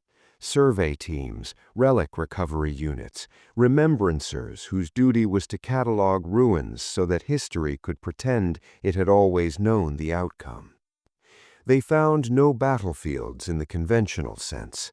There were no defensive lines, no final stands, no clusters of bodies frozen in defiance. There were only spaces where conflict had occurred and been erased. And at the center of several such spaces, they found him. Kratos no longer moved as he once had. During the height of the campaign, his advance had been relentless, directional, as though driven by an internal compass set toward conflict. Now his path curved and paused. He crossed entire regions without violence, then destroyed others with sudden, focused ferocity. Imperial tacticians would later attempt to map these patterns, but the maps never aligned. Whatever logic governed his movement was not one they could observe from the outside. It was during one such pause that the wound was first seen. He stood upon a plain of vitrified stone where a city had once risen, its name already lost to redaction and time. The air around him was still, unnaturally so, as if sound itself hesitated to approach. His armor bore the marks of countless battles, layered damage accumulated over a lifetime of war. Yet one place drew the eye again and again, his side, where the plates had been split, not torn away, but parted with deliberate force. Blood fell from that wound. Not warp fire, not immaterial ichor. Blood. It struck the ground with weight, dark and heavy, each drop distinct. The stone beneath did not recoil or burn. It cracked, subtly, as if acknowledging impact rather than suffering it. Auspex readings taken from orbit later recorded localized distortions at each impact point, minor but permanent. Reality itself appeared to register the wound. Kratos did not kneel. He did not clutch the injury in pain. He rested one hand against it briefly, not to stem the bleeding, but as one might confirm the presence of something already known. His expression did not change. If the wound troubled him, it did so privately. The Imperium noticed. Word spread through channels not meant for rumor. Adeptus Ministorum observers attached to relief flotillas reported the anomaly's altered behavior. Astropaths whispered of a presence that no longer surged forward, but lingered, heavy with contemplation. Psychers who dared to brush the edges of his psychic shadow felt no triumph, no weakening, only depth, as though the wound had added weight rather than removed strength. This unsettled the faithful far more than invincibility ever had. A being that could not be harmed could be dismissed as machine, xenos, or weapon. A being that bled yet did not falter threatened far older ideas. Within secluded chapels and sealed strategiums, the question began to form, cautiously at first, then with growing urgency. If it bleeds, why does it not fall? The ecclesiarchy did not sanction an answer, but neither did it prevent inquiry. A small conclave assembled on the fringes of the affected sector, comprised of confessors, theologians, and sanctioned psychers whose loyalty had been proven through long service and controlled suffering. Their purpose was not confrontation, it was interpretation, to understand what manner of being stood before them, wounded and yet unbroken. They did not approach him as an enemy. They approached as pilgrims might approach a ruin older than belief. The ground trembled as Kratos turned to face them, not in challenge, but in acknowledgement. He did not raise his weapons. He did not advance. He simply stood, towering, scarred, bleeding, and waited. The wound was visible now, open, unhidden, as if concealment no longer mattered. The conclave spoke as one, their voices overlapping into a single measured invocation. They did not name him, they did not command. They framed their words carefully, wrapped in reverence rather than authority, appealing not to the anomaly, but to the concept he embodied. They spoke of endurance without reward, of wrath carried across ages, of strength that did not seek worship, of blood spilled not for dominion, but survival. They asked what he was. For a long moment there was nothing. No warp disturbance, no psychic backlash, no sign that the words had been received at all.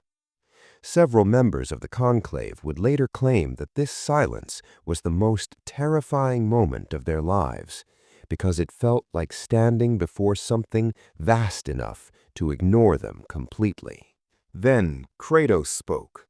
Only once. His voice was low, unadorned, stripped of ritual or myth. It carried no anger, no contempt. It was not raised, yet every listener heard it clearly, as if distance had been briefly abolished. "I am not your God." Nothing followed the words. No judgment, no threat. The sound ended and the world continued, embarrassed by how little had changed and how much had. The conclave did not attempt another invocation. They withdrew without ceremony, without orders, without discussion. Later records would show that no official reprimand was issued. The Imperium did not know how to punish a question that had not been answered, only redirected. Kratos remained. The wound did not close. Imperial observers noted that he did not seek repair. He did not apply salves, invoke machines, or draw upon energies that might have sealed the injury. The bleeding slowed, but never stopped entirely. It became part of him, a constant reminder made visible. Those who watched began to understand that the wound was not a weakness to be corrected, but a truth to be carried. Where faith reached toward him, it found no purchase. Prayers did not strengthen him, nor did they diminish him. He did not reject them. He simply did not respond. Faith flowed around him like water around stone, leaving him unchanged. And yet, the faithful were changed. Reports from nearby worlds described growing unease among congregations. Not heresy, not rebellion, but doubt of a subtler kind. If a being could bleed and still stand outside the structures of worship and damnation, what did that imply about the gods they prayed to? The ecclesiarchy moved quickly to contain such thoughts, but suppression could not erase what had already been seen. A wounded god walked the stars, indifferent to belief. In the final confirmed sighting before the anomaly vanished from Imperial tracking entirely, Kratos stood alone upon a barren ridge beneath a sky torn thin by warp scars. The wound still bled. He watched the horizon as if waiting for something that did not come. When he turned and walked away, the ground beneath his feet cracked with each step, not from weight alone, but from consequence. Faith did not heal him. It was never meant to. And the Imperium, for all its gods and doctrines, was left with a truth it could not comfortably record, that divinity was not defined by invulnerability, and that some wounds did not mark defeat, but endurance. The maps would soon change again. At first, it believed this was another ending. The demon had known endings before. It had been unmade on 1,000 battlefields, dispersed by blades of faith, banished by sigils and fire, torn apart by rival entities of the warp. Each time, dissolution had been temporary. Pain was real, terror convincing, but underneath it all lay certainty. There was always return, always reformation, always the long crawl back into hunger and name. This time felt similar, until it did not. The demon perceived itself as a knot of will and desire, a shape made from obsession rather than flesh.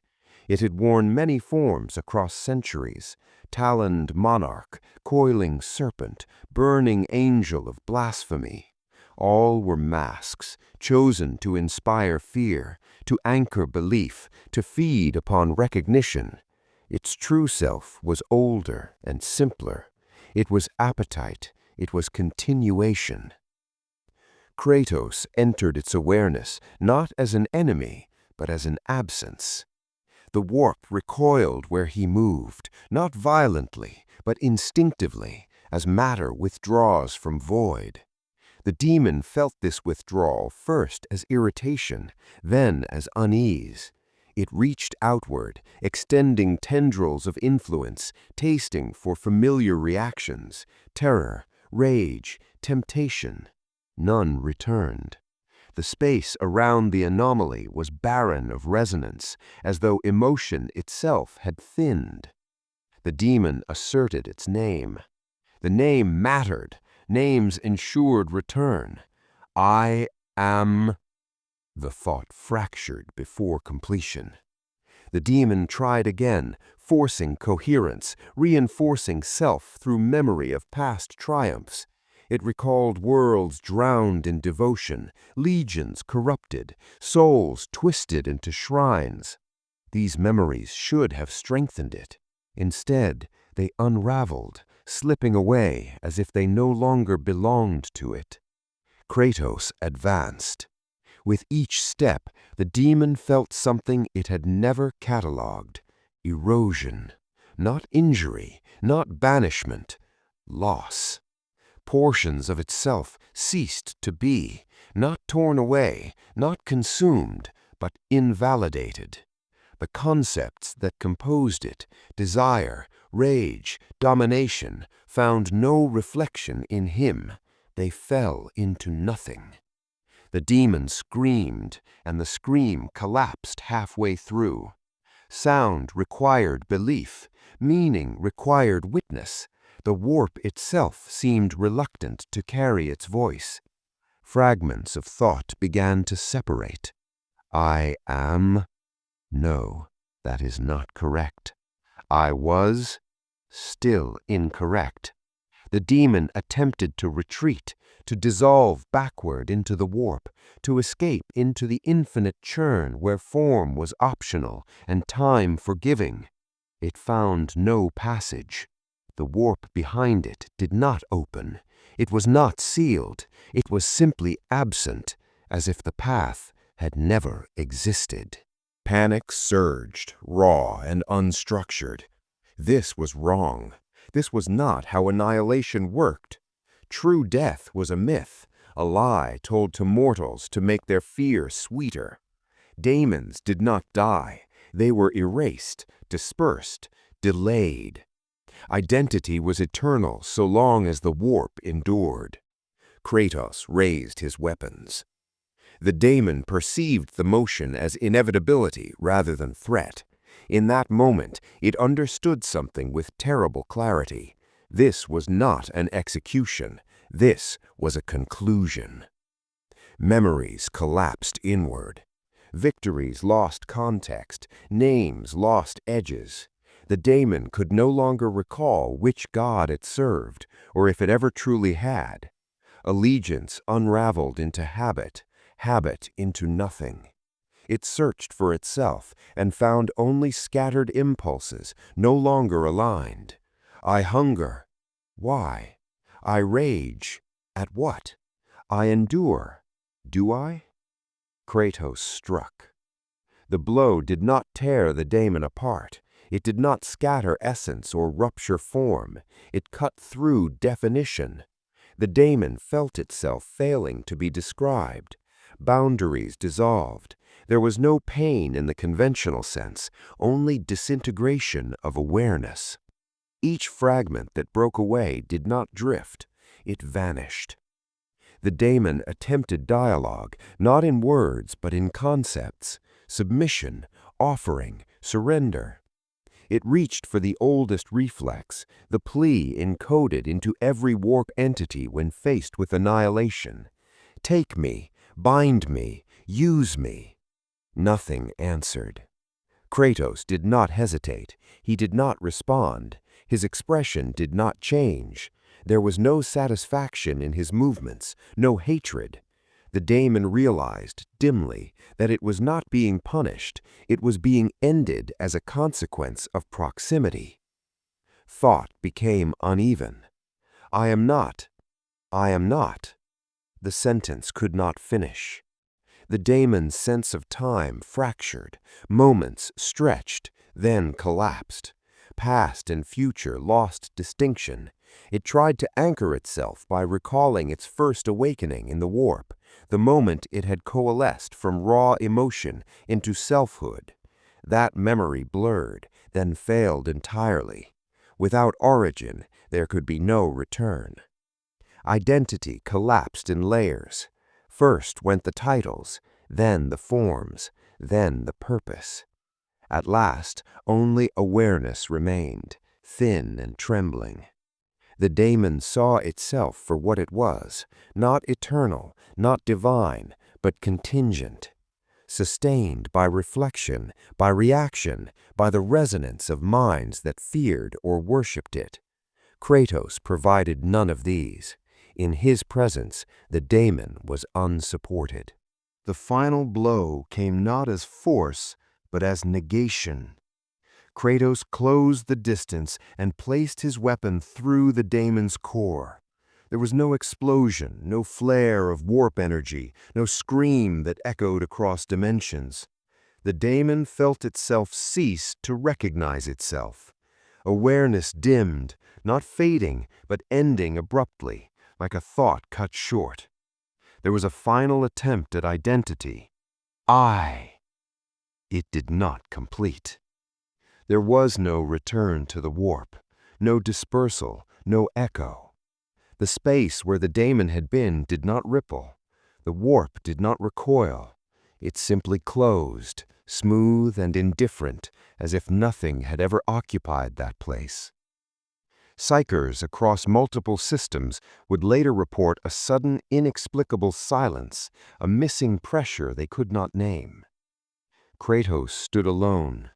He did not watch for resurgence. He did not prepare for counterattack. He turned away immediately, as one does after finishing a task that requires no verification. Behind him, the warp remained still. For the first time in recorded history, a daemon had not been banished. It had ended. No echo followed. The war did not conclude with ceremony. There was no final signal transmitted, no declaration issued, no moment that could be isolated and named as the end. Instead, activity diminished unevenly across the affected regions. Engagements ceased not simultaneously, but independently, as though each battlefield reached the same realization at different times. The absence of conflict spread outward in irregular patterns, leaving behind spaces that no longer demanded attention. What remained was terrain. The first survey vessels entered systems previously marked as unapproachable. They encountered no resistance. Auspex returns showed stable void conditions, predictable warp tides, and gravitational fields behaving within acceptable margins. This normality was itself notable. Earlier projections had anticipated lingering instability for centuries. Instead, reality appeared exhausted rather than damaged, as if strain had been released rather than compounded. On planets where the anomaly had passed, the surface bore evidence that defied standard classification. Cities were not simply destroyed. Some had been compressed into flattened strata, layers of habitation reduced to indistinguishable mass. Others were left standing in partial ruin, structures split cleanly along lines too precise to be attributed to bombardment. Streets ended abruptly where ground had been displaced, not excavated, but removed. There were places where nothing stood at all. Not craters, not ash fields, just expanses of exposed bedrock, smoothed and cracked, as though something immense had pressed down and then lifted away. Atmospheric readings in these zones registered subtle deviations. Pressure gradients normalized slowly. Winds avoided these areas for several weeks before resuming typical patterns. No explanation was recorded. Flora behaved inconsistently. In some regions, plant life returned rapidly. Growth accelerated beyond expected recovery rates. In others, nothing took root. Soil samples from these barren zones showed no toxins, no radiation, no microbial imbalance. They were simply inert, as if fertility itself had been extracted. Survey teams marked these areas for long-term observation and moved on. Fauna reacted more immediately. Indigenous animal populations altered migration routes, avoiding certain regions without apparent cause. Herds skirted invisible boundaries. Predators refused to enter areas where prey was abundant.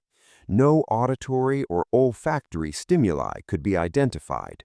The avoidance persisted even after generations, suggesting imprint rather than adaptation.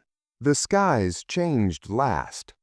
Cloud formations over affected worlds showed irregular behavior, particularly above sites of prolonged engagement. Storm systems formed, stalled, and dissipated without precipitation. Lightning occurred without thunder. In some cases, the upper atmosphere retained faint ionization long after all energy sources had dissipated.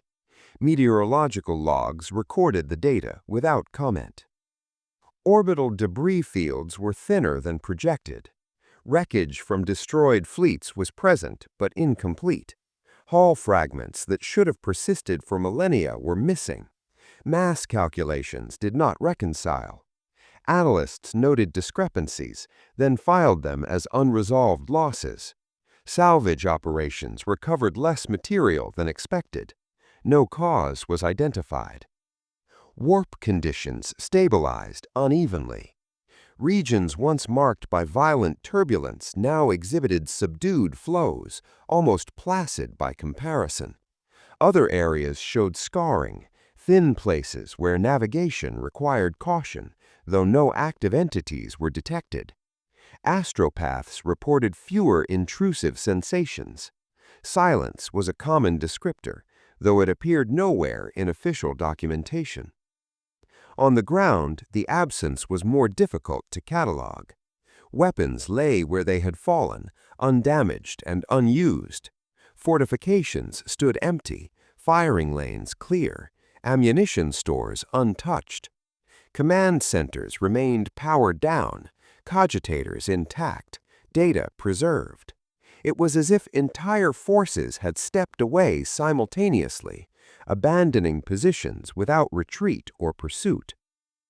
There were no bodies in some of these locations, not because they had been removed, but because they had never accumulated. Engagements that should have resulted in mass casualties instead left only impact marks, scorched surfaces, and fractured ground. Forensic teams recorded these anomalies methodically, then ceased attempting interpretation. The anomaly itself was not found. No residual energy signature could be traced with certainty. No mass displacement suggested departure by conventional means.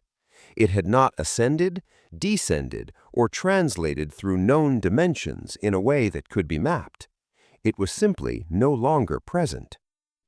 Searches expanded, then contracted. Eventually, they stopped. Administrators noted the cessation of hostile activity and reclassified the regions as dormant. Trade routes were cautiously reopened. Colonization efforts were postponed indefinitely.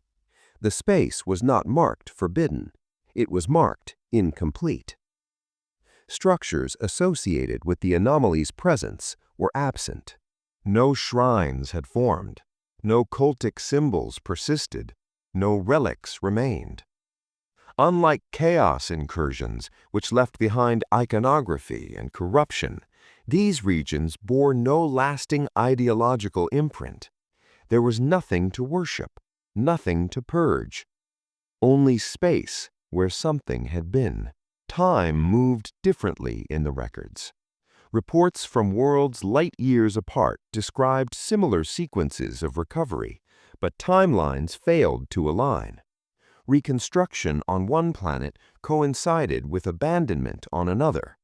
Historians would later note that chronological coherence across the affected sector never fully returned. Memory itself showed signs of erosion. Witness accounts, though consistent in outcome, varied wildly in detail. Some described overwhelming presence. Others recalled only pressure or heat or soundless impact. A significant number of survivors were unable to describe anything at all, their recollections ending abruptly before critical moments. These accounts were archived without synthesis. Attempts to create a unified narrative failed. Every draft introduced contradictions. Every revision removed clarity. Eventually, the project was shelved. The absence resisted story. Monuments were proposed, then abandoned. There was no victory to commemorate, no defeat to mourn. The cost was measurable, but the cause remained singular and unrepeatable. No symbol could represent it without distortion. On several worlds, unauthorized markers appeared anyway. Stacks of stone, carved lines in bedrock, unmarked obelisks. None bore inscriptions, none matched across systems. Administrators ordered their removal. Compliance was inconsistent. Long-term observation stations reported gradual normalization. Radiation levels returned to baseline. Tectonic activity stabilized. Warp navigation advisories were downgraded. The galaxy, vast and indifferent, continued its slow rotation. Trade resumed. Wars elsewhere began. Yet the maps were different. Not visibly altered, but annotated with cautionary margins. Certain regions carried notes advising minimal engagement, limited escalation, contingency avoidance. These annotations were brief and unspecific. They referenced no enemy, no doctrine, no event by name. Records end abruptly. The final compiled report concluded without summary or recommendation. It listed measurements, dates, coordinates, and outcomes. The last entry documented a stable planetary system, viable atmosphere, acceptable biosphere, and no hostile presence. Below it, there was nothing. No addendum followed. No continuation was filed. The absence remained. And the Imperium, accustomed to scars that bled forever, encountered something rarer and more unsettling, a wound that had closed around nothing at all. No official record marked the moment. There was no alert through the astropathic choir, no sudden flare across the noosphere, no tremor in the warp strong enough to justify immediate inquiry. The galaxy did not pause. Fleets remained on course. Wars elsewhere continued, uninterrupted. If the passing had not been witnessed at all, it would never have been noticed. But it was witnessed. Not by a commander, not by a hero, not by a priest or a scholar. It was seen by someone whose role existed precisely because the Imperium understood that some events did not belong to strategy or faith. A final observer, attached to a long-range monitoring array positioned at the edge of a system no longer assigned a name, only a designation and a warning. The station had been built to watch nothing. Its purpose was environmental verification, confirm stability, confirm absence, confirm that what had ended remained ended. The observer's duty cycle was repetitive and unremarkable.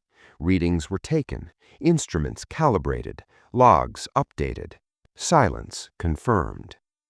For weeks, nothing changed. The system was quiet. Its star burned steadily. The planets followed predictable orbits. Warp tides beyond the heliopause showed no abnormal fluctuation. The absence that had settled over the region remained consistent, like a scar that had finished healing and no longer drew attention. Then the observer noticed deviation. It was not dramatic. One sensor flagged a fractional variance in local gravity, well within tolerances, easily dismissed as calibration drift. The observer corrected the reading and moved on. Minutes later, another sensor registered a discrepancy, this time in thermal distribution, localized and transient. Again, it fell within acceptable margins. Individually, the anomalies meant nothing. Together, They formed a pattern. The observer slowed their work, not from alarm, but from instinct. Over time, experience taught certain habits that could not be codified. The observer cross-referenced data manually, bypassing automated filters. The station's systems protested mildly, designed to discourage unnecessary deviation. The observer ignored them. The deviations aligned along a vector. Not an approach vector, not a trajectory, a presence vector, stationary and growing more defined rather than closer. The readings suggested something was coalescing, not arriving. Space itself appeared to be reorganizing around a point that had not existed moments before. The observer adjusted magnification. At first, there was nothing to see. Then, there was him. Kratos stood upon a fragment of broken rock suspended in the void, unmoving, unprotected, exposed to vacuum without concern. He did not drift, he did not anchor himself with any visible force. He simply existed there, as he had existed everywhere else, with finality. His armor bore the marks of countless conflicts, layered and accumulated. The wound at his side was still present, dark against scarred metal. It no longer bled freely, but it had not closed. It remained as it always had since it was first observed, a reminder rather than a weakness. The observer felt no fear. That realization came as a surprise. This being had dismantled armies, undone gods, erased entities thought eternal. Yet distance and stillness changed the nature of terror. Seen now alone and motionless, he inspired not dread, but gravity. Like a mountain observed from orbit, immense but no longer advancing. The instruments began to behave strangely, not malfunctioning, simplifying.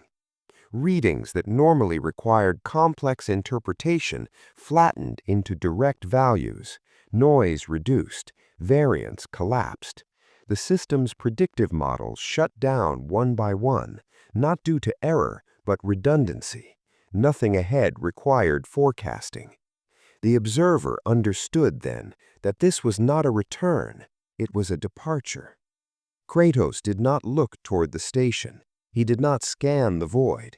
His gaze was fixed on something beyond the visible spectrum, not a location, but a direction defined by intent rather than coordinates.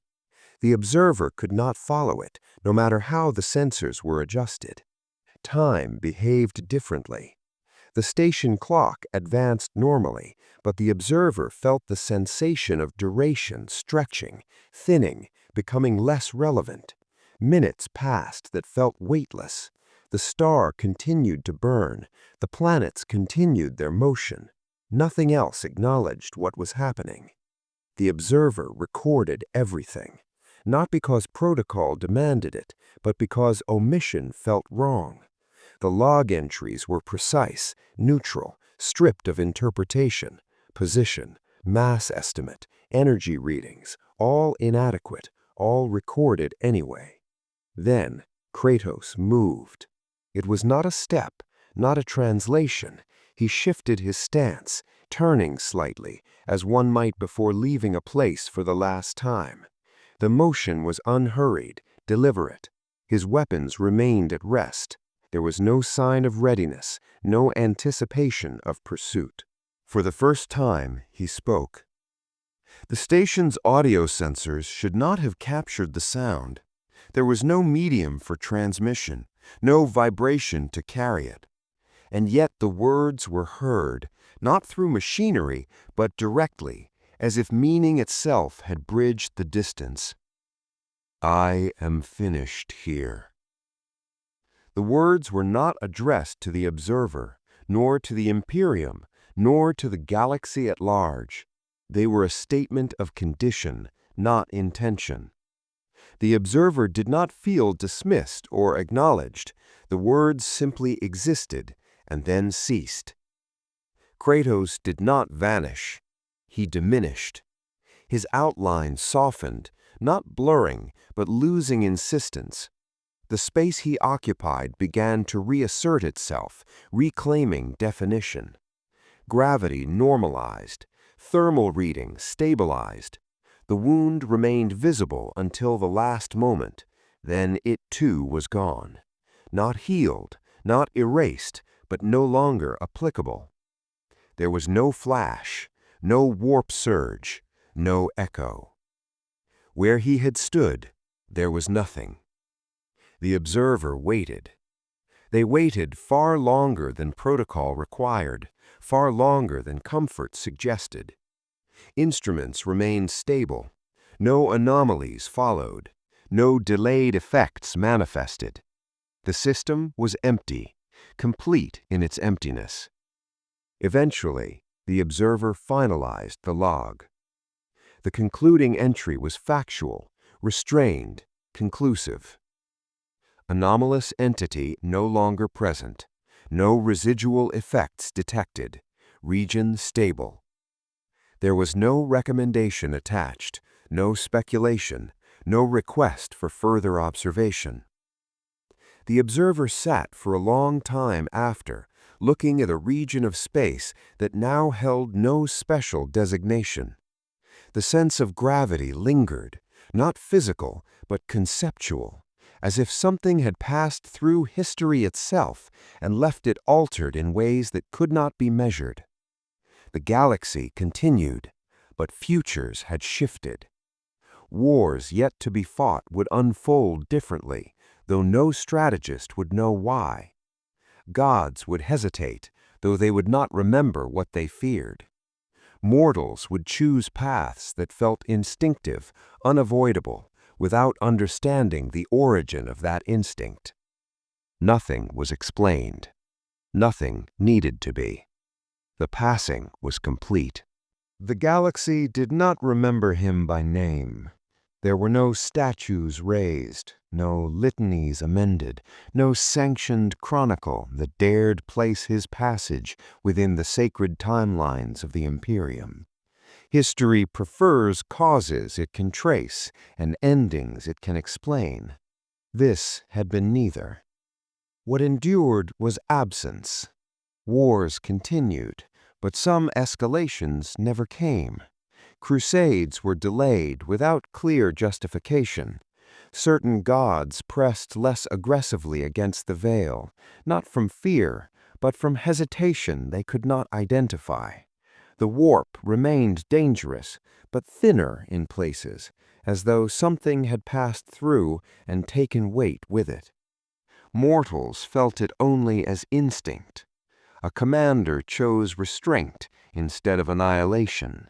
A priest paused before declaring a miracle. A demon recoiled from a boundary it could not see. None of them knew why. Somewhere in the deep archives, marginal notes accumulated, warnings without reference, doctrines revised without precedent, maps annotated with quiet cautions rather than prohibitions. The Imperium adapted, as it always did, without admitting what had forced the change. As for Kratos, there was no conclusion to assign him. He did not save the galaxy. He did not damn it. He did not rule, ascend, or fall. He passed through it, and in doing so, he left the far future subtly altered, its certainties weakened, its absolutes fractured, its gods less secure than they had been before. In the grim darkness of the far future, there is only war. But now, there is also memory of something that ended wars without claiming victory. The silence remains, and it is enough.